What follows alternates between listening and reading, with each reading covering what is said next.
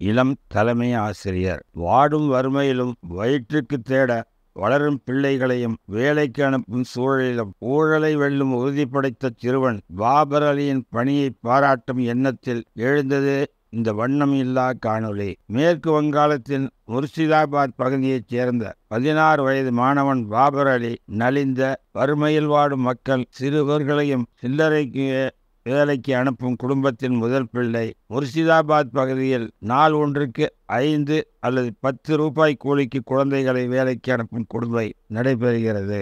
அந்த பகுதியில் பிறந்த பாபர் அலி இந்த தடைகளை தகர்த்து எறிந்து 10 கிலோமீட்டர் நடந்து பள்ளிக்கு சென்று படித்தான். ராஜ்கோவிந்தா பள்ளியில் சிறந்த மாணவனாக விளங்கினான். பாபர் அலி 9 வயதில் அந்த பகுதியில் சிறுவர்களோடு விளையாடும் பொழுது அந்த சிறுவர்களுக்கும் படிக்கும் ஆர்வம் உள்ளதை அறிந்தான். அந்த சிறுவர்களை வீட்டு முற்றங்களிலும் வீட்டை சுற்றியுள்ள கொட்டகைகளிலும் மரத்தடிகளிலும் கட்டாந்தரையிலும் களிமண்ணிலும் ஒன்று கூட்டி படித்து கொடுத்தான். மாலையில் பள்ளி முடிந்து வந்ததும் பாபர் அலி மணி அடிப்பான். ஆங்காங்கே நிற்கும் மாணவர்கள் ஓடி வந்து அமர்வர். பாபர் அலியும் அவருடன் படிக்கும் சில மாணவர்களும் பாடம் நடத்துவர். 2009 பாபர் அலியிடம் பயின்ற மாணவர்கள் 800 பேர். BBC தான் விரும்பிய சமூக மாற்றத்தை தன்னிலிருந்தே தொடங்கிய மகத்தான மனிதர் என்றும் உலகின் இளம் தலைமை ஆசிரியர் என்றும் பாராட்டியது.